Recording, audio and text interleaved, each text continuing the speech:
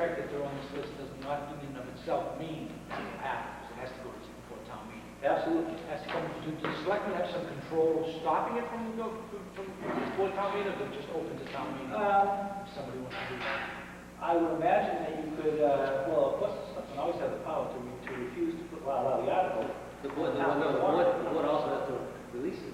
Pardon? These are the general government. This is all town. It's all general That's right. government. That's So right. without a vote of the board, it doesn't go anywhere. Absolutely. That's what I just said. The board always has the option of not allowing. How many of these units are in Martin's Pond? Martin's Pond people are very concerned about this.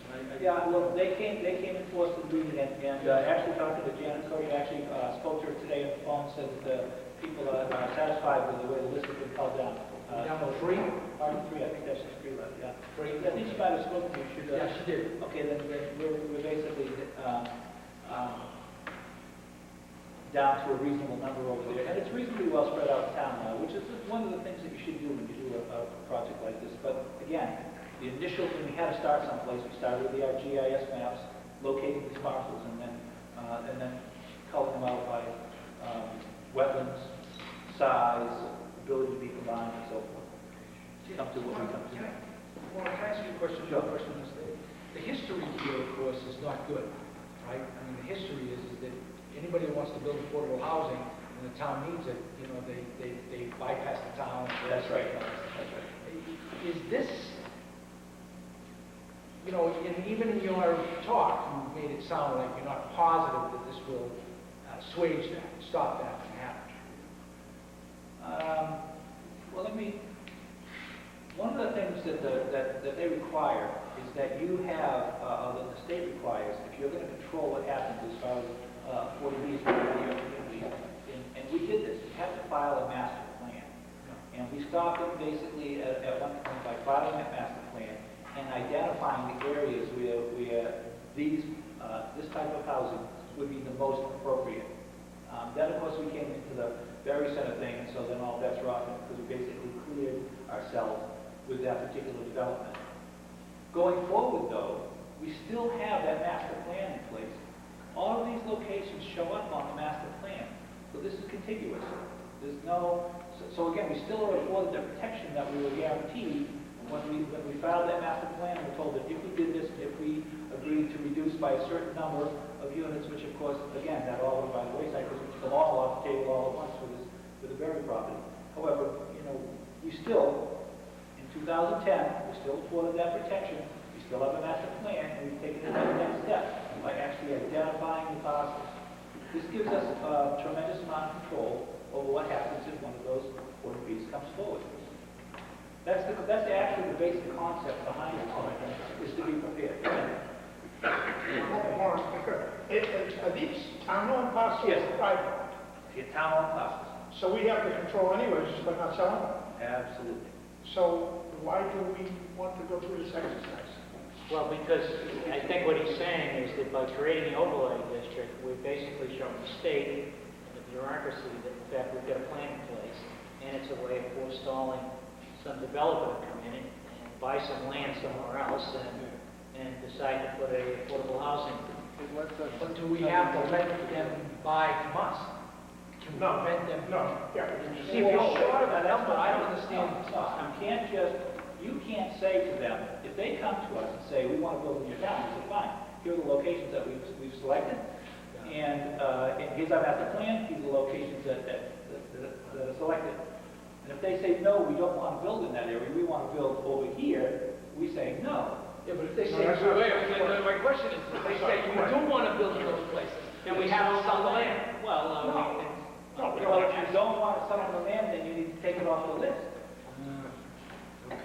I mean, you can't give them and then have nothing to give them. I mean, you have to have, this has to be real. Yeah, it can't be a I phone. mean, But we the don't- option we have to say, no, we're not going to sell you the land, isn't David, that's my point. Yes, it is. I don't know that it is. So the developer comes in, we don't have to sell them a piece of land, correct? You don't have to. However, The number.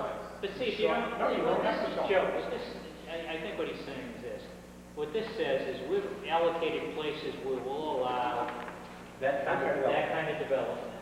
And if somebody comes in, we say, look, you got to do it here, right? And this land is now available to sell because we've committed it to this overlay. But we may not sell it to you. I want to be sure that that's. Why would we not? That would make. Well, then it shouldn't be on this Then it list. should be on the list. That's what I said. The only reason you wouldn't sell it to us is a non-reputable developer. Yeah, that's a You know, different. there's kind of issues there. Other than that, this whole plan, again, we spent hundreds of hours over a number of years working on these 40Bs that have been developed in North Reading. Because we didn't have a plan. But we were able to develop a process which worked very well for the community. Copied by many towns, so I might add. Which is now a model for a number of communities. But what this is now what this is now is something that we should be doing and should have in place, because what it does forestall and does give the town a say when a developer comes in on another privately owned parcel. We say, we have a plan, we're looking to implement it, this is how we have it done. It can't be just a facade, it can't be a phony plan. You know, we have to be willing to develop these parcels in a measured approach. Again, we're looking to do it in a measured approach in order to maintain our 10% stock. So, if we're buying into this program, we should buy into the program. And this is a far cry from what was presented last year. Yeah. One of the reasons it was presented last year and had to go back was because they didn't have the public hearing, and all of a sudden, We didn't This get a works. chance to cull this list down, because it actually took quite a lot of work to cull this list down, quite a lot of work. It actually cost us our planning administrator for a period of time, because she fell down. Fairly. This leads me to a question, Warren. Go ahead. And I know you alluded to it, that you sent notices out to all the abutters. Yes. I mean, one of the issues we have with a couple other programs that come before this is, we pass something and then all the butters find out they're victims of it. You're reasonably sure of that. That, Well, this property even though here- we're not required to send these Yeah. notifications. But you did get feedback from everybody. We had a full house. We moved to 140 we filled. Yeah, sure. I'm sorry I'm so ignorant on this, but I just want to be sure I understand. No, that's fine. Is what we're saying is, Joe the developer comes in to Mr. Messeri and says, Bob, I want to buy your land, I want to put up affordable housing here as a plot of land. The town can now say, no, you can't put it there, but we will sell you land here, and that's legal? Yeah. We can say, that is not a site. Well, he buys land from me, right? He can't put a 40B on that. You have other land. He can't develop it for something else. but he can put it He has to buy the land from the town. And we have to sell it. No. he's going to have to go to the state to No, approve that's our my master question. plan stinks. Do we have to sell him a piece of land? If Joe the developer comes into Bob Messeri and says, you have 10 acres here, Bob, I want to put a 40B. The town turns around and says, no, that's not an approved area, but we have this for sale over here. No. When we rephrase, we have this available over here. Yeah. Do we have to sell him that land if he says, I want it? Why would you not?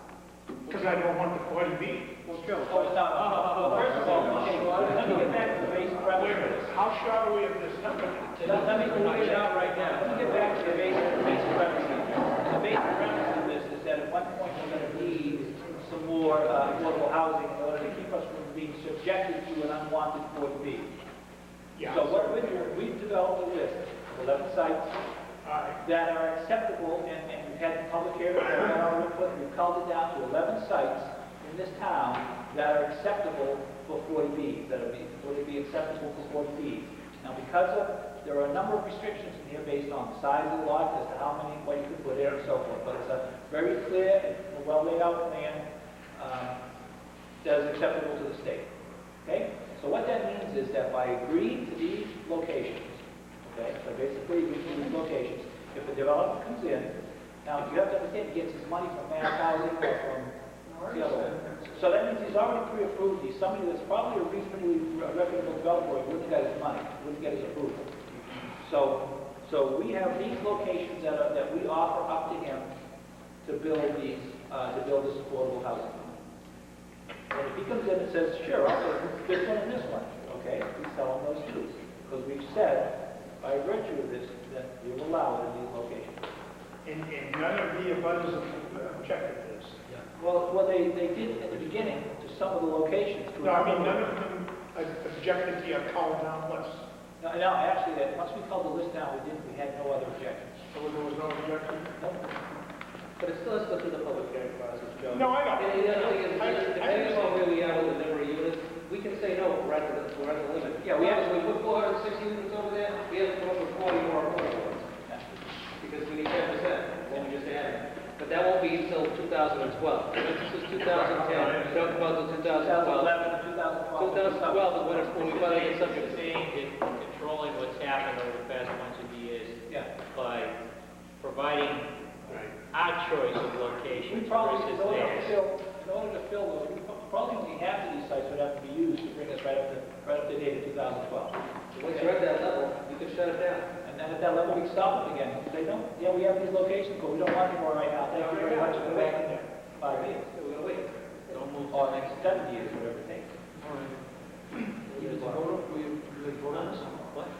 Yeah. Oh, I'm sorry, accepting public comment? Sure. Well, you're a member of the finance. I am a member of the public. Thank you, a member of the public. Thanks.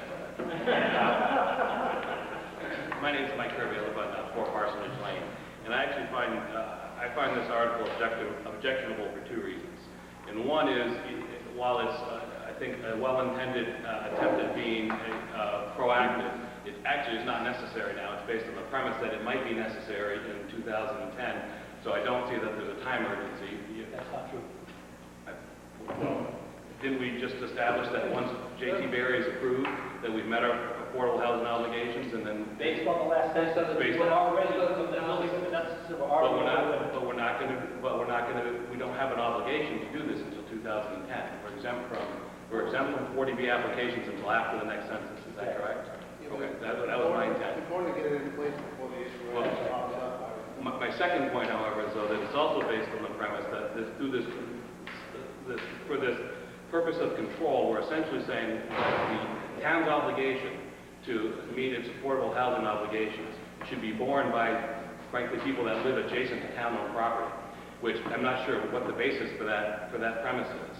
I'm not sure why a 40B that's on town-owned property is any less objectionable in the overall scheme of things than something that would be otherwise on private property.